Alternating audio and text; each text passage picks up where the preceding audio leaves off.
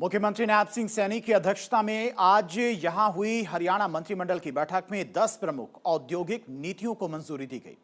इन नीतियों का उद्देश्य संकल्प पत्र तथा बजट घोषणाओं को प्रभावी रूप से लागू करते हुए विनिर्माण, डिजिटल इंफ्रास्ट्रक्चर, उभरती प्रौद्योगिकियों, हरित उद्योगों तथा कृषि आधारित आर्थिक विकास को व्यापक बढ़ावा देना।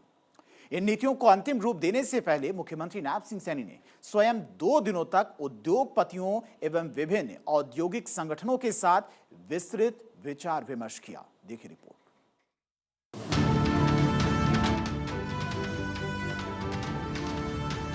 मुख्यमंत्री नायब सिंह सैनी ने बताया, मंत्रिमंडल ने ड्राफ्ट मेक इन हरियाणा औद्योगिक नीति 2026 को मंजूरी दी। ये नीति HEEP 2020 का स्थान लेगी और ये प्रदेश की मुख्य औद्योगिक नीति होगी।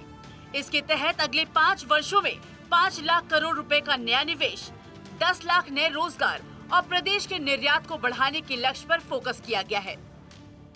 HPSC में परीक्षाओं व अन्य कार्यों की बढ़ती संख्या के मद्देनजर सुपरिटेंडेंट के 2 तथा अकाउंटेंट ऑफिसर के 1 पद को आज स्वीकृति दी गई है।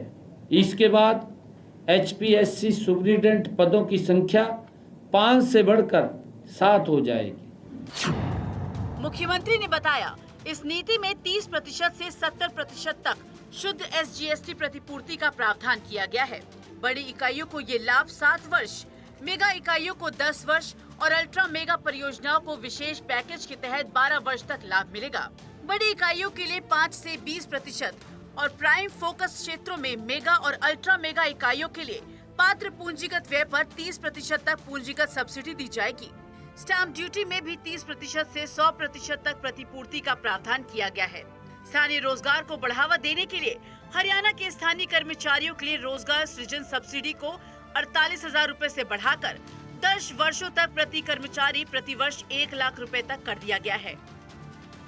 हरियाणा सामान्य बिक्री कर अधिनियम 1973 के तहत कर छूट 1 लाख रुपए तक की राशि पर 100% की छूट दी गई है।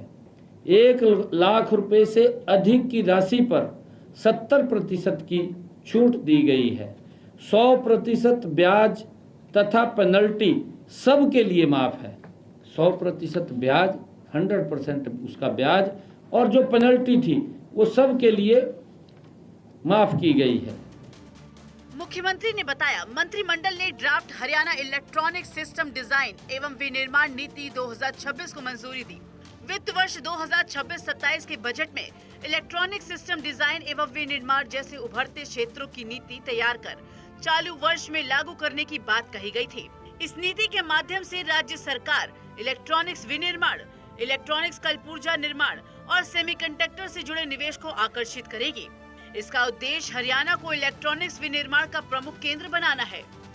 साथियों, इलेक्ट्रॉनिक सिस्टम डिजाइन एवं निर्माण नीति 2026 के माध्यम से हरियाणा को देश का प्रमुख इलेक्ट्रॉनिक्स मैन्युफैक्चरिंग हब बनाया जाएगा।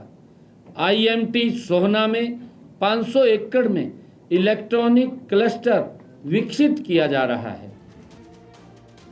नायब सिंह सैनी ने बताया कि मंत्रिमंडल ने ड्राफ्ट हरियाणा फार्मास्यूटिकल एवं मेडिकल डिवाइसेस विनिर्माण नीति 2026 को मंजूरी दी। वित्त वर्ष 2026-27 के बजट में फार्मास्यूटिकल्स और मेडिकल डिवाइसेस क्षेत्र के लिए नीति तैयार कर चालू वर्ष में लागू करने की बात कही गई थी। इस नीति के माध्यम से राज्य सरकार फार्मा, चिकित्सा उपकरणों, क्लिनिकल ट्रायल, जैव समतुल्यता अध्ययन और स्वास्थ्य विनिर्माण से जुड़े निवेश को बढ़ावा देगी। साथियों, फार्मास्यूटिकल एवं मेडिकल डिवाइसेस निर्माण नीति के तहत 10,000 करोड़ रुपए निवेश और 20,000 रोजगार सृजन का ये लक्ष्य रखा गया है। मुख्यमंत्री ने बताया, मंत्रिमंडल ने draft Haryana electronics waste recycling नीति 2026 को मंजूरी दी है। वित्त वर्ष 2023-24 के बजट में रिसाइकलिंग सुविधा प्रोत्साहन नीति तैयार करने की बात कही गई थी। इस नीति के माध्यम से राज्य सरकार ई वेस्ट संग्रहण, अलगाव, प्रमाणन और औपचारिक रिसाइकलिंग व्यवस्था को प्रोत्साहित करेगी ताकि इलेक्ट्रॉनिक कचरे को सुरक्षित और वैज्ञानिक तरीके से संसाधित किया जा सके।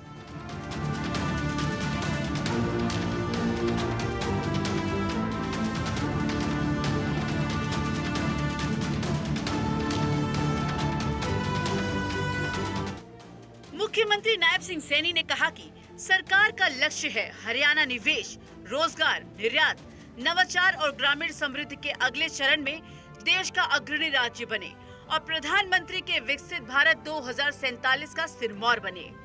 चंडीगढ़ से डॉक्टर थानेश्वर शर्मा की रिपोर्ट।